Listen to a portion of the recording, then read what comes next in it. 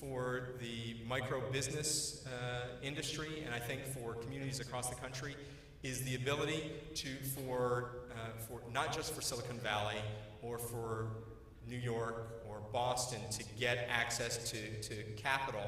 It's for the on-deck capitals of the world and the Kickstarters of the world to be able to reach out to a whole new group of investors, for small businesses in every community in this country, whether you're in a rural community, you're in an underserved community, or you're in the heart of Silicon Valley, to be able to, for businesses in those communities to be able to go out and get capital from a group of investors, not just one investor, but a group of investors who are willing to put up the money and get those ideas started. This idea is going to change the way, or this policy change is going to change the way that small businesses can grow in this country. I was just talking with John a little bit earlier. I think that this is going to spark the dawn of a whole new era of small business growth in this country, and will put us on the path to once again being the world's leader in innovation. So I have spent a lot of time talking about a variety of different things. I will just say that we are going to continue to spend a lot of time looking at new mechanisms for providing support to micro businesses and to folks who live and work in communities across the country, supporting CDFIs, supporting other organizations that are helping small business owners to succeed. As I said, it's a passion of mine. It's a passion of those of us who work at the White House and at the Treasury Department. We look for your ideas. We look for your recommendations. We look for even your critiques, though I know that you all think that we've done perfectly on everything, so you probably don't have any critiques.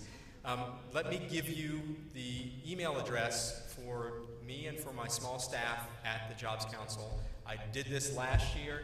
I will do this again when I come back again in the year. Hopefully it will still be in a role within the administration. But the email address is PCJC, President's Council on Jobs and Competitiveness, PCJC@treasury.gov. We look at each and every one of the emails. We respond to everyone, or we connect you, whoever sends in the email, to the right person or organization within the government so that we can get that idea, either get that recommendation put into action or give you an idea, reason why we can't make it happen. The last thing that I'll say, and I'm sure that Marie may have touched on this as well, there is a phenomenal new website that also came as a result of the Jobs Council.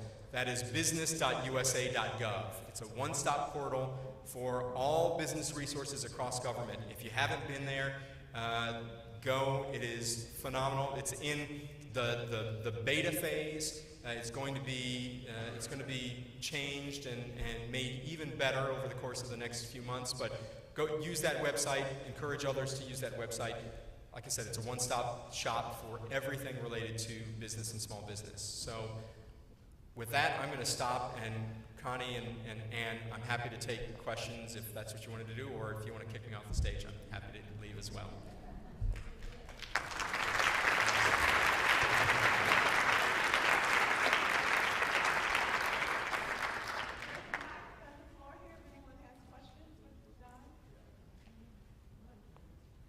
And Connie, when I'm done with my federal service, I'm going to keep this with me so that we'll see. Hi, I have one question. My name is Amy Feldman. How do you do? I was formerly a program officer for microfinance and small business development at Citi Foundation, and now I'm going to Pace University to get an MBA to help small business owners succeed. And one of the things that I have discovered in my learning journey over the past year is that there are a lot of really good programs about selling to government, especially in New York. I don't know about, I know there is federally as well. And what happens is a lot of these small business owners take the training, they get certified to become sellers to government entities. They actually secure a project to then work with the government, and then they can't get the funding that they need to actually fulfill the project that the government has just approved them to do. And so they're trapped because they've got this PO, but there's no one that will fund it. And I have spoken with OnDeck about that. I have spoken with banks. I've spoken with credit unions. I've spoken with like microfinance institutions. I've asked lots of people, what would you do if you have a PO? And you know, the government wants to buy something from this small business owner, but now he has no way to front the money to do that. Right. I think it's a huge issue, and I'd love to hear your thoughts on that. Well, thank you for that. I think you are exactly right. It's something that we've actually spent a fair amount of time looking at. There's another program that I didn't touch on across government that focuses on those businesses, including those small businesses, that export. It's called the Export-Import Bank. Just a quick aside, if you didn't know, the Export-Import Bank, its appropriations will end as of the end of this month. So I can't encourage you to do anything relative to the Hill, but I can tell you that folks on the Hill are thinking about whether or not they're going to re-up the XM's appropriations. But I say that because XM has a novel approach to financing export purchase orders, if you will. They've created a program where they utilize their lending partners, and basically anytime there is a major corporation that has agreed for a PO with a smaller business, if you have the PO and you have and there's a commitment to doing business with that small business, XM Bank will help finance that by working with their lending partners. So we're looking at using the XM model not just to do exports and for work with small businesses outside of the U.S., but with the federal government. Most people would think that, we'll see what happens in December, but most people think that the federal government is willing to pay its bills on time. And actually, the president signed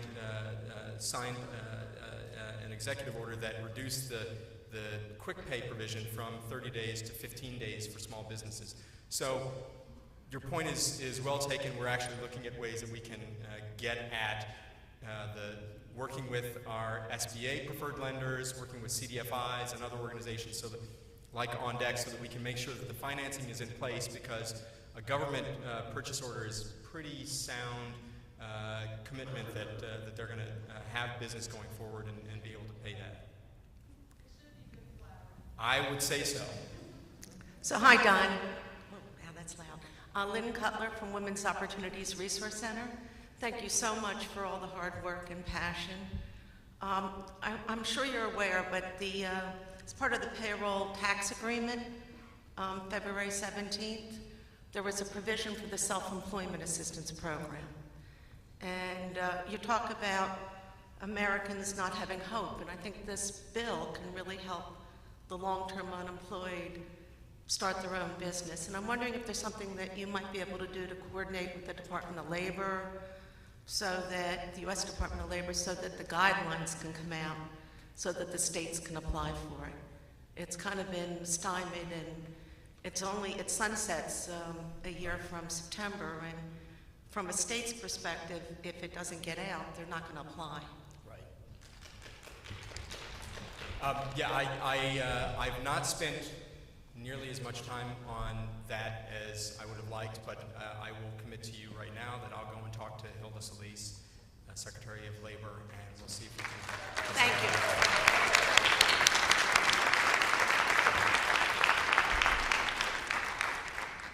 Don, thank you very much for your leadership, and in particular, we're incredibly excited about the JOBS Act and the crowdfunding provision. What should we be doing to ensure that the potential of that crowdfunding makes its way to underserved entrepreneurs? I think that the most important thing for you and for everyone who's involved with AEO and focused on underserved communities as well is to let folks in the administration know, most importantly the SEC, they're the ones who are writing the rules. SEC is an independent agency of the federal government, so the president can't direct them as to what those rules are going to look like, but the president has asked us at Treasury to spend a fair amount of time looking at how the rules are being written, to consider the ways, the impact that they're having in different parts of industries and different communities across the country. So let us know if you know, I won't say do a letter writing campaign because I get a lot of letters, but if you all as an industry can come together and give us a set of ideas on how it can work and where it might not work as well, that would be tremendously helpful. Like I said, I think this is a game changer. I am as excited about this as almost any other thing that we've been doing in the federal government, you know, maybe right up there with the State Small Business Credit Initiative as well. But I don't think that there is any other program that has the ability going, or the idea that has the ability to change the way that small businesses can grow like crowdfunding. So yeah, let us know. That's probably the easiest thing to do.